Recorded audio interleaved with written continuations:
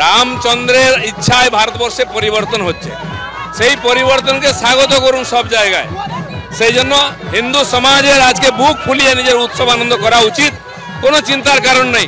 ভারত আজ সুরক্ষিত, উৎসব তো চলতেই থাকে। আর আমাদের পরম্পরা আছে রামনবমী থেকে হনুমান জয়ন্তী, এক সপ্তাহে উৎসব চলে, আর এটাই চলবে সারা বাংলায়। জায়গায় জায়গায় অনুষ্ঠান, পুজো, প্রসাদ, তার সঙ্গে শোভাযাত্রাও হবে 7 দিন ধরে। Damro's clearance sale is here with up to 50% off on selected products. Don't miss out. Visit your nearest Damro showroom now. Damro, internationally trusted furniture.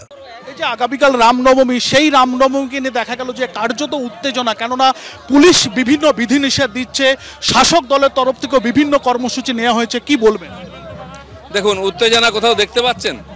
আরামসে শান্তিতে সবাই হাঁটছে, বাজনা বাজছে, নাচ গান হচ্ছে, আনন্দে সবাই যাচ্ছে, মহিলারা এসছেন, কোথাও উত্তেজনা নেই।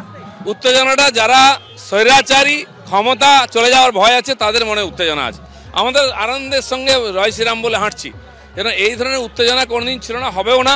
কিন্তু এই যে উত্তেজনার নাম করে যারা আমাদের বিভেদ তৈরি করছে, আটকাবার চেষ্টা করছে, তারা যেন সাবধান থাকে। রামের ইচ্ছায় কিন্তু সব কিছু হয়ে যাবে। আদালতের একটা নজরদারি ছিল, সেক্ষেত্রে আদালত বলছে যে কোনো যদি গন্ডগোল হয় সেক্ষেত্রে কি দুর্গাপুজোতে গন্ডগোল হলে দুর্গাপুজোর বাতিল হয়ে যাব, এই বিষয়টাকে নিয়ে কি বলবেন? না, ঠিকই বলেছেন, এটা হচ্ছে লজিক। হাজার হাজার জায়গায় দুর্গাপূজা হয়, કોઈ গন্ডগোল তো হয় না, কোথাও হতেও পারে, তাহলে কি দুর্গাপূজা বন্ধ হয়ে যায় নাকি? এই বাহানা দিয়ে পুলিশের অকর্মণ্যতার জন্য যদি গন্ডগোল হয়, তার জন্য হিন্দুরা দায়ী নয়। মালদাতে হিন্দুরা উৎসব করলো, শোভাযাত্রা করলো, পরের দিন সেখানে আক্রমণ হলো, বাড়িঘর দোকানপাট লুট হলো, থানা পর্যন্ত জ্বালিয়ে দিল, তার জন্য হিন্দুরা দায়ী নাকি?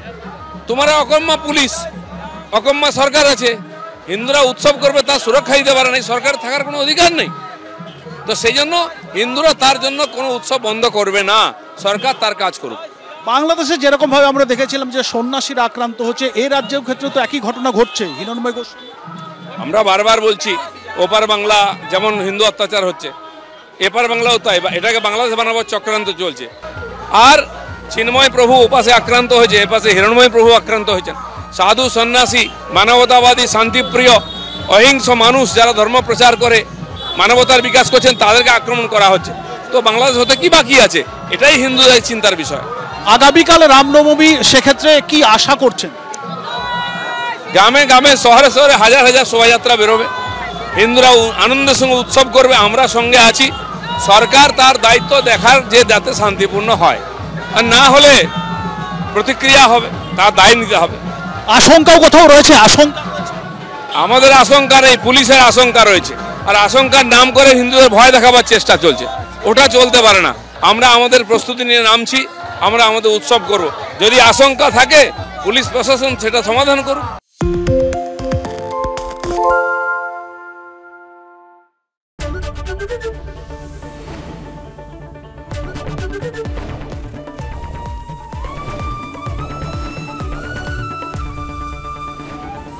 এবিপি আনন্দ এগিয়ে থাকে, এগিয়ে রাখে।